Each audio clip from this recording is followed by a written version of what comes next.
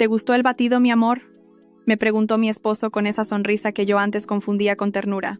Yo lo miré directamente a los ojos y le respondí con toda la calma del mundo. No lo sé, cariño. El batido se lo tomó mi madre. En ese momento, algo se quebró en su rostro. Sus ojos se abrieron como si hubiera visto a la muerte misma, y salió corriendo hacia el jardín donde mi madre descansaba tomando el sol. Me llamo Lucía.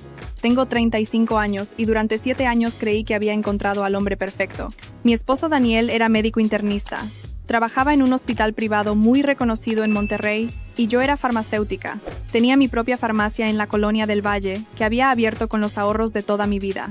Vivíamos en una casa bonita en San Pedro Garza García, con un jardín lleno de naranjos y una alberca que casi nunca usábamos. Teníamos planes de tener hijos pronto, de viajar a Europa, de envejecer juntos. Todo parecía un sueño hecho realidad, hasta que hace 8 meses ese sueño comenzó a convertirse en pesadilla. Los primeros cambios fueron sutiles. Daniel empezó a llegar más tarde del hospital. Sus guardias se volvieron más frecuentes, sus fines de semana más ocupados. Cuando le preguntaba sobre sus pacientes, tema que antes lo apasionaba, sus respuestas se volvieron monosílabas. Bien, normal, cansado. El hombre que antes me explicaba cada caso interesante, que me consultaba sobre interacciones medicamentosas porque valoraba mi opinión como farmacéutica, ahora apenas me miraba durante la cena. Una mañana de septiembre, algo extraño sucedió. Daniel entró a la cocina mientras yo preparaba el desayuno y me quitó la licuadora de las manos. «Déjame a mí hoy, mi amor», dijo con una sonrisa. «Te voy a preparar un batido especial, con todas las vitaminas que necesitas». Lo miré sorprendida. En 7 años de matrimonio, Daniel jamás había preparado nada en la cocina. Era yo quien cocinaba, quien preparaba los jugos, quien se aseguraba de que él desayunara antes de ir al hospital. ¿Y eso?, pregunté tratando de ocultar mi extrañeza. «Nada», respondió mientras sacaba frutas del refrigerador. «Solo quiero consentirte. Últimamente has estado muy cansada, se te ve pálida. Este batido te va a caer muy bien. Tiene plátano, fresas, un poco de avena y...» Hizo una pausa mientras sacaba un frasco pequeño de su bata.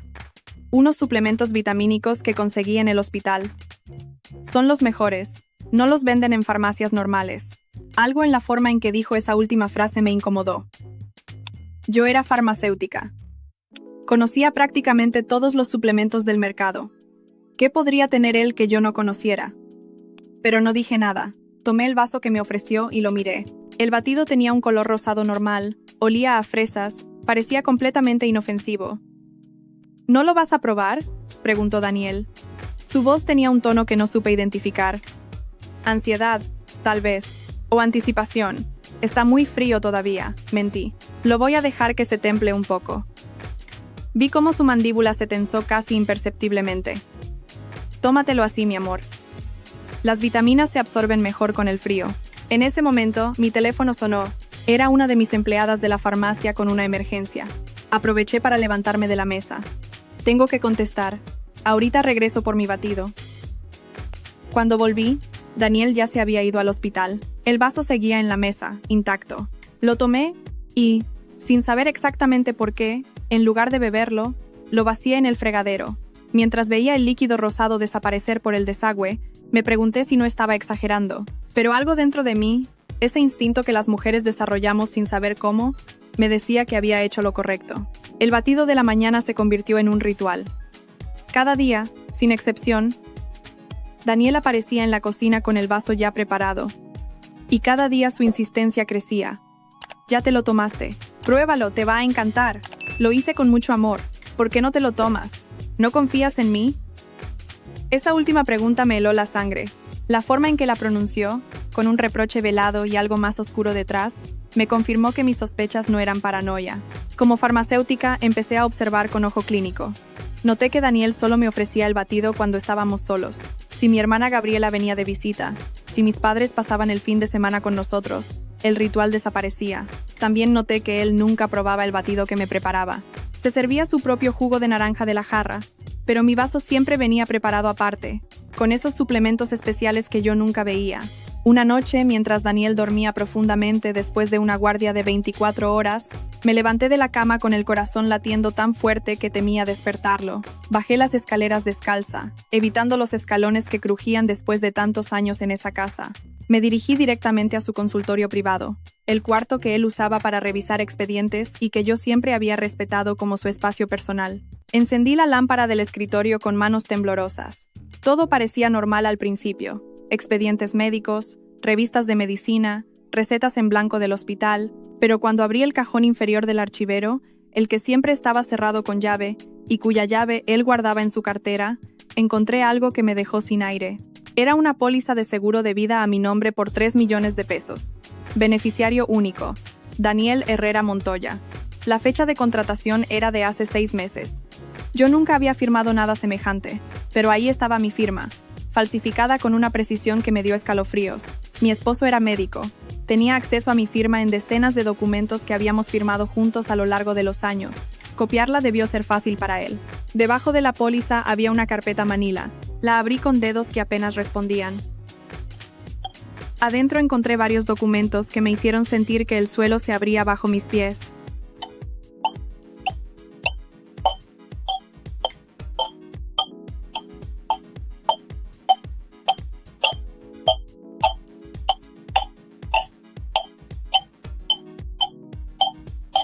Artículos médicos sobre sustancias. Información sobre dosificación gradual para evitar detección. Notas escritas a mano con su letra inconfundible. Síntomas aparecen en 4 hasta 6 meses. Compatible con falla hepática natural. Indetectable en autopsia estándar. El mundo se detuvo. Las paredes del consultorio parecían cerrarse sobre mí. Mi esposo, el hombre con quien había compartido mi vida durante 7 años, el médico que había jurado proteger la vida, estaba tratando de asesinarme. Mis piernas flaquearon y tuve que sentarme en su silla para no caer. Las lágrimas comenzaron a rodar por mis mejillas, pero me obligué a contenerlas. No podía dejar rastro de que había estado ahí.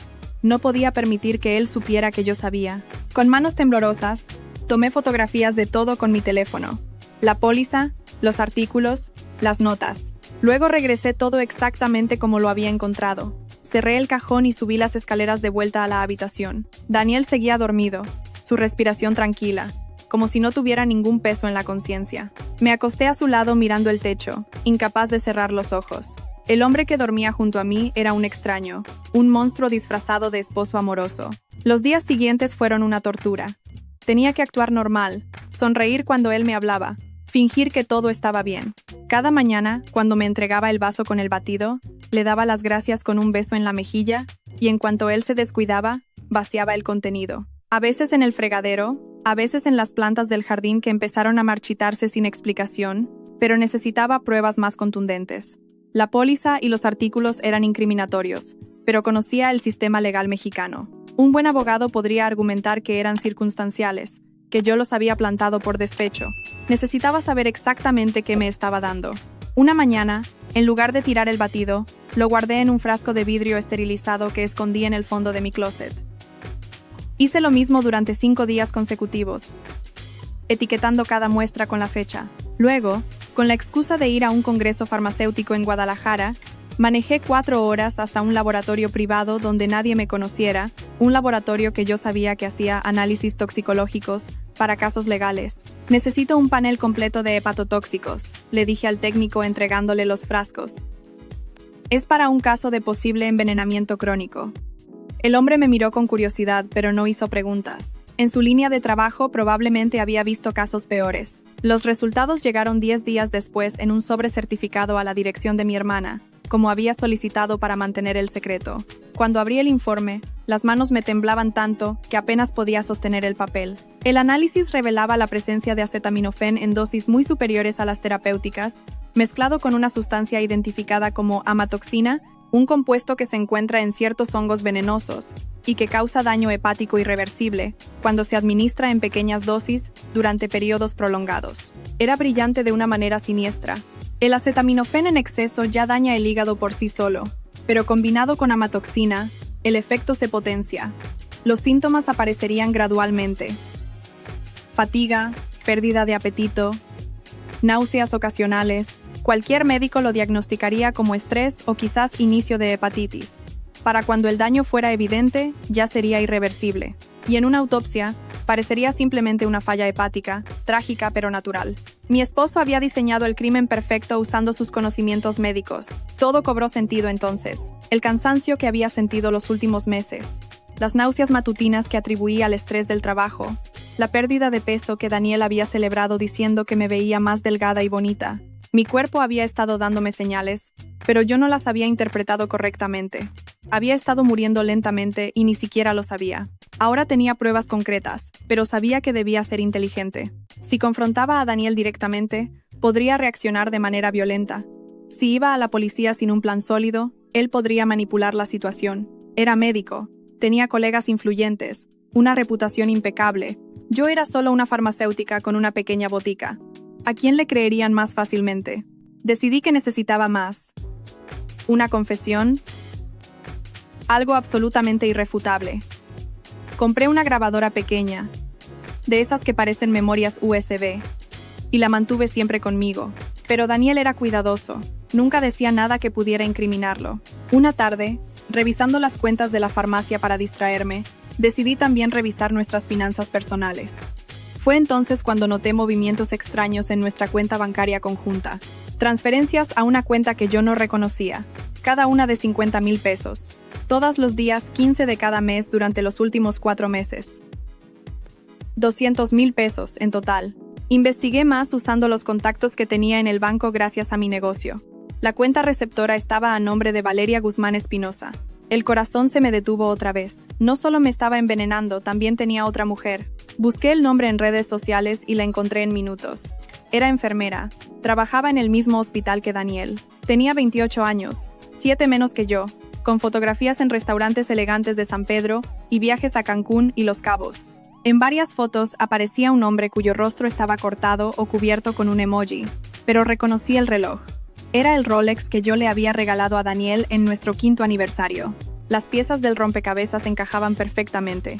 Daniel quería mi dinero, la farmacia que tanto me había costado construir, el seguro de vida, y lo quería para comenzar una nueva vida con esa mujer.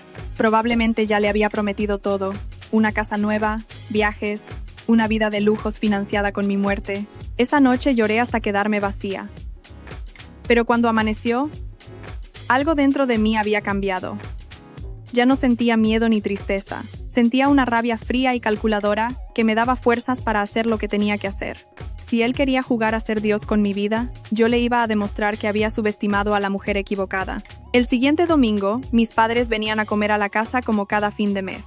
Mi madre, doña Patricia, era una mujer de 62 años, jubilada de maestra, con diabetes controlada pero una energía inagotable. Mi padre, don Roberto, era contador retirado, un hombre tranquilo que adoraba a sus nietos aunque nosotros todavía no le habíamos dado ninguno. Venían desde Saltillo, a 2 horas de distancia, y siempre se quedaban a dormir. El domingo llegaron temprano, como siempre. Mi madre traía un pastel de nuez que había preparado ella misma, y mi padre cargaba una botella de tequila Don Julio, que guardaba para ocasiones especiales. La comida transcurrió con normalidad. Preparé cabrito al horno, el platillo favorito de mi padre, y todos parecían disfrutar la tarde. Daniel estaba especialmente encantador, contando anécdotas del hospital, halagando la cocina de mi madre, sirviendo más vino a todos. Era el yerno perfecto, la máscara impecable que mostraba al mundo. Después de comer, mi padre se quedó dormido en el sofá como siempre hacía después de una comida abundante. Mi madre y yo estábamos lavando los platos en la cocina cuando escuché a Daniel decir que iba a preparar batidos para todos, que hacía mucho calor y nos vendría bien algo refrescante. Mi sangre se heló. Era la primera vez que ofrecía preparar batidos estando mi familia presente. Algo había cambiado. Tal vez estaba desesperado. Tal vez sospechaba que yo sabía algo. O tal vez simplemente había decidido acelerar su plan. Sequé mis manos rápidamente y fui hacia la cocina. Daniel ya estaba ahí, de espaldas a mí, sacando la licuadora. Me quedé en el pasillo observándolo sin que él me viera. Lo vi preparar las frutas con normalidad, pero luego lo vi sacar el frasco pequeño de su pantalón y verter algo en uno de los vasos, el vaso azul con florecitas que siempre usaba yo. Contuve la respiración. Regresé a la sala fingiendo que no había visto nada. Minutos después, Daniel salió de la cocina con 4 vasos en una charola. Los distribuyó cuidadosamente. El vaso azul frente a mi lugar, los otros 3 para él, mi madre y mi padre, que ya había despertado de su siesta. Los batidos están listos, anunció con una sonrisa. Lucía, mi amor, el tuyo tiene un poco más de plátano. Como te gusta. Todos tomaron sus vasos. Yo tomé el mío sintiendo el peso del veneno en mis manos. La grabadora en mi bolsa estaba encendida. Espera, cariño, dije levantándome. Voy por unas galletas de avena que hice ayer. Quedan perfectas con el batido. Fui a la cocina y cuando regresé con el plato de galletas, algo había cambiado. Mi madre había intercambiado su vaso con el mío. Perdóname, mi hija, me dijo con una sonrisa culpable, pero el tuyo se veía más espeso y me encantan así. No te importa, ¿verdad? El mío está muy aguado. El tiempo se detuvo. Miré a Daniel. Su cara había perdido todo el color. Sus ojos estaban fijos en el vaso que ahora sostenía mi madre, el vaso azul con florecitas. Patricia, espera, comenzó a decir Daniel, pero era demasiado tarde. Mi madre ya había dado un largo trago al batido. Está delicioso, yerno. Tienes que darme la receta. ¿Te gustó el batido, mi amor? Le pregunté a Daniel, manteniendo mi voz completamente tranquila. Yo no lo sé. El batido se lo tomó mi madre. Lo que pasó después fue como ver una película en cámara lenta.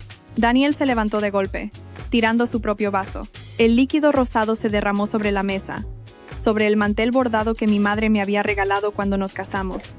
Patricia, no tomes más, gritó arrebatándole el vaso de las manos. Mi madre lo miró confundida. Mi padre se incorporó en el sofá, alarmado por el grito de su yerno. ¿Qué te pasa, Daniel?, preguntó mi madre. ¿Por qué gritas así? ¿Qué tiene el batido? Pero Daniel no la escuchaba. Estaba mirando a mi madre con terror absoluto, buscando señales de malestar, y luego me miró a mí. En sus ojos vi que él sabía. Sabía que yo sabía todo. Hay que llevarla al hospital, dijo, su voz temblorosa. Ahora mismo. Al hospital. Mi padre se puso de pie, completamente perdido. Pero si Patty se siente perfectamente bien. Solo fue un batido de frutas. ¿Qué está pasando aquí? ¿Que no me escuchan? Tenemos que ir al hospital. La histeria en la voz de Daniel era inconfundible. Mi madre comenzó a asustarse. Daniel, me estás espantando. ¿Qué le pusiste al batido? ¿Por qué tienes esa cara? Daniel tiene razón, dije entonces, mi voz cortando el caos como un bisturí. Deberíamos ir al hospital, porque ese batido tenía algo que no debería tener. Algo que mi esposo ha estado poniéndole a mis batidos durante meses. El silencio que siguió fue absoluto. El único sonido era el ventilador del techo girando lentamente. Todos los ojos se volvieron hacia mí. ¿De qué estás hablando, Lucía?, preguntó mi padre, su voz apenas un susurro. Fui a mi bolsa y saqué el sobre manila que había estado guardando. Las fotografías de la póliza de seguro, los resultados del laboratorio, las impresiones de los artículos médicos sobre venenos, los estados de cuenta bancarios, los puse sobre la mesa, uno por uno, frente a mis padres. Mi esposo ha estado envenenándome, dije, mi voz firme a pesar del temblor interno. Acetaminofén en dosis tóxicas mezclado con amatoxina, un veneno de hongos que causa falla hepática. Los síntomas aparecen lentamente y cuando la víctima busca ayuda, el daño ya es irreversible. Parece muerte natural. Él me contrató un seguro de vida por 3 millones de pesos sin mi consentimiento. Falsificó mi firma. Yo nunca lo autoricé. Mi madre tomó la póliza con manos temblorosas. Sus ojos recorrieron el documento, deteniéndose en la firma que ella conocía también, la firma de su hija. Esto no puede ser, murmuró. Daniel es médico. Él cura a la gente. Él nunca haría algo así. También tiene otra mujer, continué sin piedad. Se llama Valeria Guzmán. Es enfermera del hospital. Le ha estado transfiriendo dinero de nuestra cuenta conjunta, 200,000 pesos en 4 meses. Dinero de la farmacia que yo construí con mis propias manos. Mi padre se había sentado de nuevo, su rostro pálido como el papel. Miró a su yerno buscando una negación, una explicación, algo que desmintiera lo que su hija estaba diciendo. Pero Daniel no dijo nada. Estaba paralizado, la boca abierta, sin palabras. La máscara finalmente se había caído y debajo no había nada más que un hombre patético y cobarde. Daniel, dijo mi padre, su voz rota de una manera que nunca había escuchado. Dime que esto no es verdad. Dime que mi hija está equivocada. El silencio de Daniel fue su confesión más elocuente. Mi madre comenzó a llorar, un sollozo profundo que me partió el corazón. Esta mujer no tenía culpa de nada. Había confiado en su yerno, lo había tratado como a un hijo. Tenemos que llamar a una ambulancia, dije tomando mi teléfono. Para mi madre, por precaución, y a la policía para Daniel. Lucía, por favor. Daniel finalmente encontró su voz. Se acercó a mí con las manos extendidas en un gesto de súplica. Podemos hablar de esto. Todo tiene una explicación. Yo te amo. Nunca te haría daño. No te acerques a mí. Mi voz era hielo puro. No me toques. No me hables. No tienes nada que decir que yo quiera escuchar. El batido, murmuró mi madre, mirando el vaso que todavía sostenía Daniel, el vaso que él le había arrebatado de las manos. El batido era para mi hija. Yo lo tomé por error. Mi propio yerno me envenenó. Fue un accidente, gritó Daniel. Yo no sabía que usted iba a tomar de ese vaso. Yo nunca quise. Entonces admites que el batido estaba envenenado. La voz de mi padre era terrible en su calma. La calma antes de la tormenta. Daniel abrió la boca para responder, pero ningún sonido salió. Se había condenado a sí mismo con sus propias palabras, frente a testigos, mientras mi grabadora capturaba cada sílaba. La ambulancia llegó en 15 minutos. Los paramédicos examinaron a mi madre y decidieron llevarla al hospital para hacerle un lavado gástrico y análisis de sangre por precaución. Mi padre fue con ella, todavía en shock, incapaz de procesar que el hombre que había recibido en su familia como un hijo, había intentado asesinar a su hija. La policía llegó poco después. Les entregué toda la evidencia que había reunido durante meses. Las fotografías del consultorio, los resultados del laboratorio, la grabación de esa tarde, los estados de cuenta bancarios, los artículos médicos con sus notas manuscritas. También les di el nombre de Valeria Guzmán para que investigaran su posible participación. Daniel fue arrestado esa misma noche. Mientras los policías le ponían las esposas, me miró con un odio que transformó completamente sus facciones. El hombre guapo con quien me había casado ya no existía. En su lugar había un extraño con ojos de serpiente. Esto no va a quedar así, me dijo entre dientes. Tengo colegas, tengo contactos en el hospital. Voy a salir de esta y cuando salgas, lo interrumpí acercándome lo suficiente para que solo él escuchara, yo voy a estar viviendo mi mejor vida. Y tú vas a ser un ex médico, ex esposo, sin licencia, sin reputación, sin nada. Todo lo que querías quitarme, lo vas a perder tú. Piensa en eso cada noche en tu celda. Los policías se lo llevaron. La casa quedó en silencio, un silencio pesado y revelador. Me senté en el sofá mirando el batido derramado sobre el mantel. El veneno que debería haberme matado. El veneno que casi mata a mi madre. Mi madre se recuperó completamente. La cantidad que había ingerido era pequeña, insuficiente para causar daño real. Y los médicos actuaron rápido. Pero algo en ella cambió después de ese día. La confianza que tenía en la gente, esa fe inocente que la caracterizaba, se oscureció para siempre.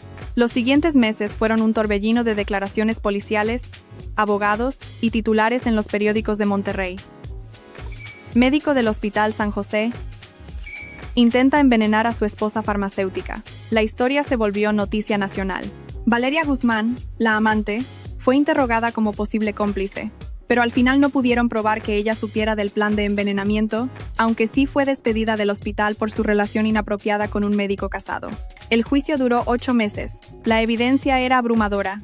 Las fotografías del consultorio, los resultados toxicológicos del laboratorio independiente, la grabación donde Daniel admitía indirectamente el envenenamiento, los movimientos bancarios, el testimonio de mis padres. El abogado de Daniel intentó argumentar que todo era circunstancial, que yo había fabricado las pruebas por celos al descubrir su infidelidad, pero el juez no le creyó. Daniel fue condenado a 28 años de prisión por intento de homicidio con premeditación, envenenamiento, fraude y falsificación de documentos. También perdió permanentemente su licencia médica. Cuando el juez leyó la sentencia, Daniel no mostró ninguna emoción. El hombre que una vez había jurado amarme y protegerme era ahora solo un número en el sistema penitenciario, un expediente más en los archivos de Topo Chico. Vendí la casa de San Pedro. Cada rincón guardaba un recuerdo que ya no quería conservar. La cocina donde él preparaba los batidos envenenados. El consultorio donde encontré las pruebas de mi sentencia de muerte. La recámara donde dormía junto a mi asesino sin saberlo. Con el dinero de la venta y lo que pude recuperar de nuestras cuentas, abrí una segunda sucursal de mi farmacia en el centro de Monterrey. El trabajo se convirtió en mi terapia, en mi forma de reconstruir una vida que casi me arrebatan. Contraté más empleados, implementé un servicio de entrega a domicilio, empecé a dar pláticas en escuelas sobre el uso responsable de medicamentos. Me convertí en la farmacéutica que la gente buscaba no solo por sus conocimientos, sino por su historia de supervivencia. Han pasado 3 años desde aquella tarde. A veces, cuando preparo mi propio batido por las mañanas, me detengo un momento mirando la licuadora y recuerdo el miedo, la traición, el dolor de descubrir que la persona que más amaba quería verme muerta. Pero también recuerdo mi fuerza.